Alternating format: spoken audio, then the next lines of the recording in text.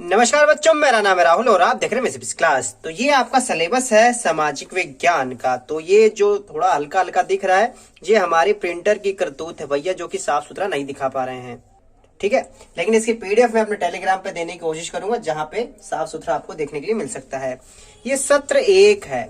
तो सत्र 1 का क्या करेंगे? सत्र 1 तो बीत चुका है। तो प्यारे बच्चों, सत्र 2 में कौन कौन से चैप्टर आएंगे वो ध्यान रखना है। सत्र 2 यहाँ पे हमारा इंपॉर्टेंट यहाँ पे चलना शुरू हो गया। ठीक है, तो अगर आप चैनल पर नए हैं, तो अगर आपने अभी तक जो सिलेबस है आपने गणित का नहीं देखा हिंदी माध्यम में, तो जरूर देख लेना प्यारे बच्चों।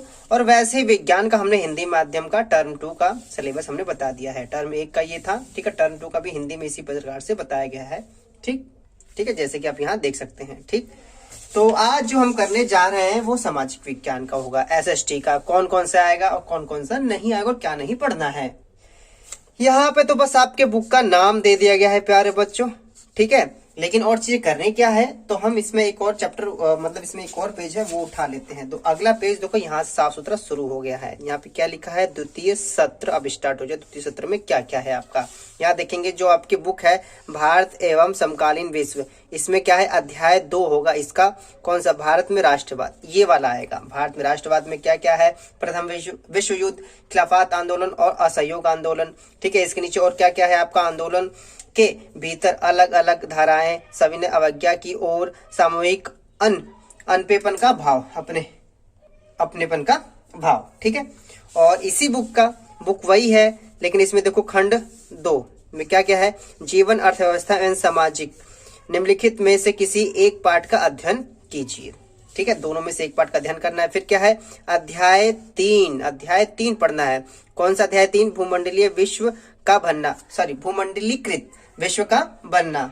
इसके अंदर कौन कौन सा टॉपिक है देख सकते हैं। आधुनिक युग से पहले, ठीक है, 19वीं शताब्दी, महायुद्धों के बीच अर्थव्यवस्था, विश्व अर्थव्यवस्था का पुनर्निर्माण और उद्योग काल, युद्धोत्तर काल। हाँ, ठीक। उसके बाद देखो अथवा में है। अथवा में आपका अध्याय 4 इसमें कर सकते हैं। औद्योगिकरण का युग, चाहे वो करे या तो ये करे, दोनों में से एक। अगर दोनों कर लोगे तो क्या फायदा? मतलब आप जब आपको जो पेपर में दोनों में से एक ही कह रहा है, ठीक है। तो यहां से आपका हो जाता है अध्याय 4। उसके बाद चलते हैं कौन से चैप्टर में से है। फिर देखिए आपका आएगा समकालीन बुक एक पर का आपका होगा समकालीन भारत। उसका है अध्याय 5, खनिज तथा ऊर्जा के संसाधन। ये है, इसके अंदर कौन कौन से टॉपिक है। ठीक है, टॉपिक है आपका खनिज क्या है, खनिजों का उपलब्धता, लौह एवं लौह खनिज, आधात्विक खनिज, चट्टानी खनिज, खनिजों का संरक्षण, ऊर्जा संसाधन का प्रकार, परंपरागत एवं गैर परंपरागत ऊर्जा संसाधन का संरक्षण।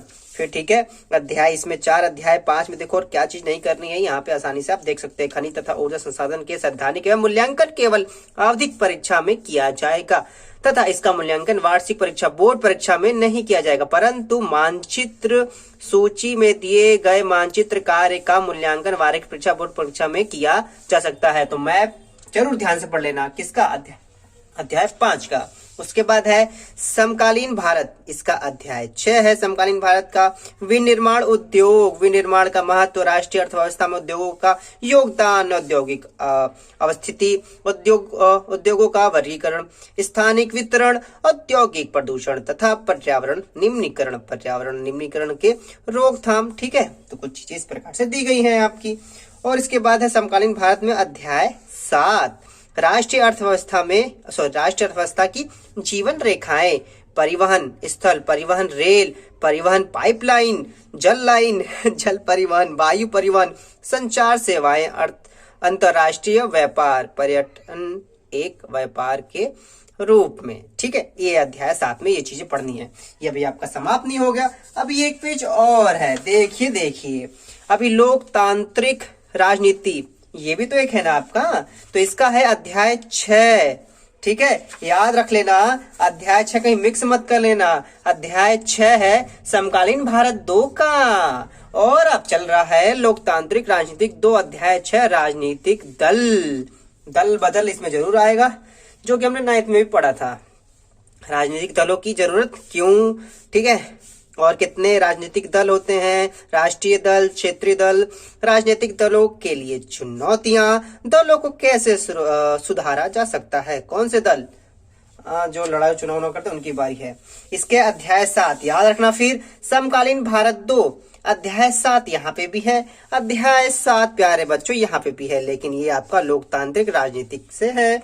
लोकतंत्र के परिणामों का मूल्यांकन कैसे करें, उत्तरदायी जिम्मेदारी और वैध शासन, आर्थिक समृद्धि एवं विकास, असमानता और गरीबी में कमी, सामाजिक विविधताओं में सामंजस्य, नागरिकों गरिमा और आजादी।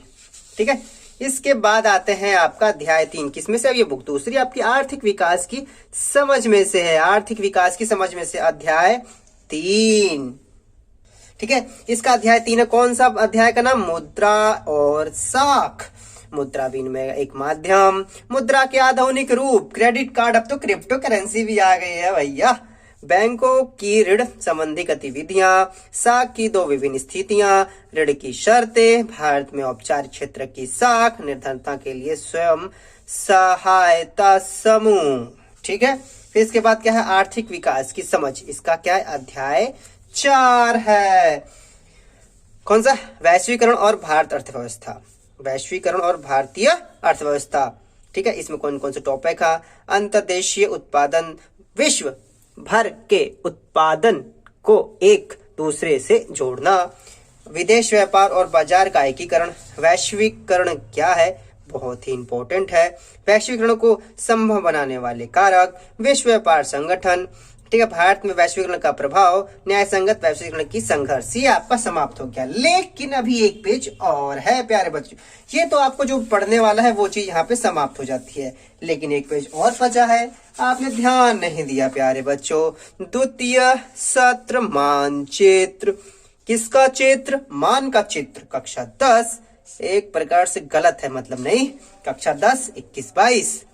अब देखो इतिहास, भारत का राजनीतिक रेखा मानचित्र, अध्याय 3, भारत में राष्ट्रवाद। ठीक है, केवल पहचानने और चिन्हित करने के लिए। ठीक है, इस वाले में बताया गया है। और कौन सा, भारतीय राष्ट्रीय कांग्रेस अधिवेशन, कलकत्ता, नागपुर, मद्रास, भारतीय राष्ट्रीय आंदोलन, महत्वपूर्ण केंद्र सहयोग आंदोलन, सविनय अवज्ञा आंदोलन।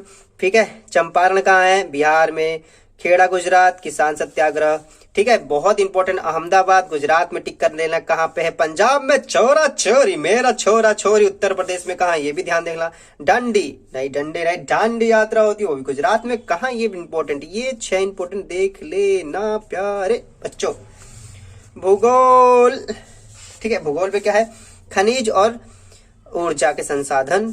ठीक है, ऊर्जा केंद्र ढूंढना और चिन्हित करना। ठीक है, तापीय केंद्र, नामरूप, सिंगरौली, रामागुंडम, आणविक केंद्र, नरोरा, कल्पक्कम, ककरापारा, तारापुर। ठीक है, थोड़ा सा ये क्या है कि मेरे प्रिंटर ने कह दिया भैया हम पूरा नहीं छापेंगे, भैया पता नहीं क्यों नहीं पूरा छाप रहा है, कुछ दिन से भूला चल रहा है। इसके बाद है अध्याय 6, विनिर्माण उद्योग में से केवल ढूंढना और चिन्हित करना है। ठीक है, सूती उद्योग कहाँ है, मुंबई देख लेना, सूरत, ठीक है, कानपुर, और बाकी चीजें लौह इस्पात वाला देख लेना, कौन कौन सी चीजें कहाँ है, सॉफ्टवेयर टेक्नोलॉजी वाला देख लेना कौन सी चीजें कहाँ है। ठीक है, बाकी अध्याय 7 वाले में से जरूरी है एक बार देख लेना कौन सी चीज कहाँ से जा रही है। ये आपका हो जाता है मैप वर्क। ठीक है, इसे अच्छे से एक बार निकालूंगा मस्त तरीके से ताकि प्रिंटर से सही से चले, बाकी वो दिखाई दे, ऐसी कैसी बातें नहीं चल रहा है।